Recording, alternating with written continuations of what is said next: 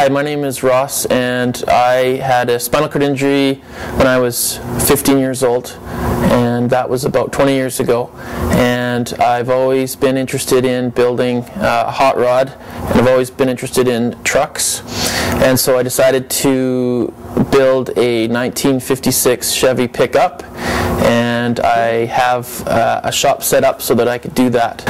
So I have done all the work on this vehicle myself, and I think that being in a wheelchair has not prohibited me from doing this work, including removing the original engine and suspension components and dropping in a late model small block engine and rear axle and rear suspension and all that stuff. I bought myself an engine hoist, and that has allowed me to move large components of the vehicle, the engine, the rear axle and things like that.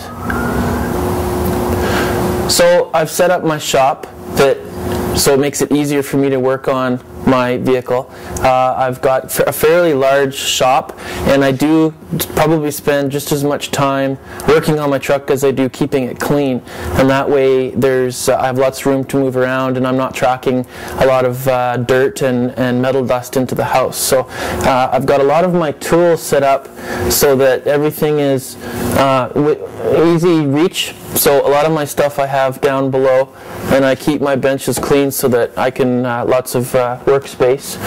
And I've got a nice big air compressor, and like I said, a lot of my tools are down low. I don't have a lot of stuff up high, and some of my other pieces that I need for storage I hang from the roof, so that just makes it a little bit more easy to move around in the garage.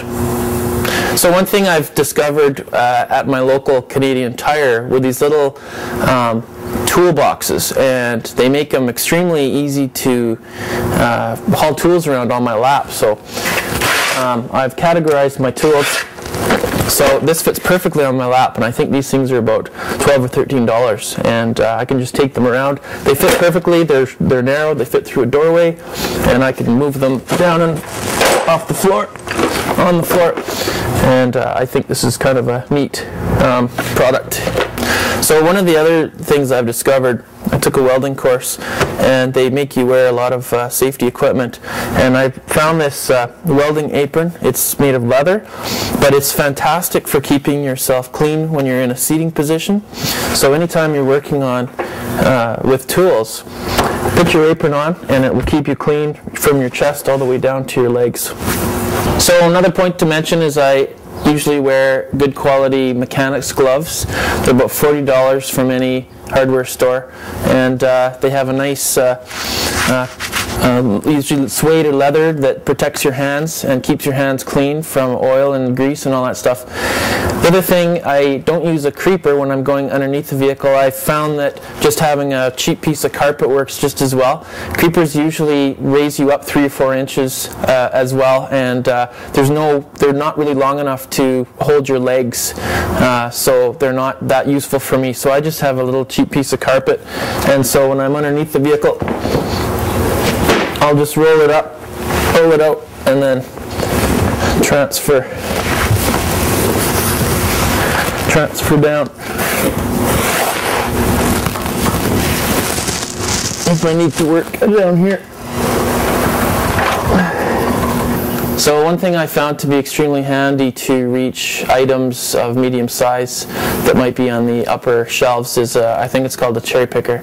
So I'm sure you can buy these at the medical supply stores, and they just allow me to reach things that might be a little bit too high for me to reach. Then I'm not trying to lean over too far or hurt myself. So one thing I would suggest that you make sure you do is, if you're building a hot rod, make sure that you're going to be able to get in and out comfortably, and you've got some place to put your chair, because some vehicles of some vintages aren't very wheelchair friendly. 30s cars were built and the cabs were extremely small.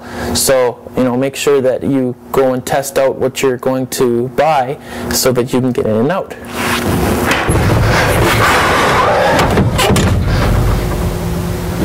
I don't know if that would work or not. Works pretty good.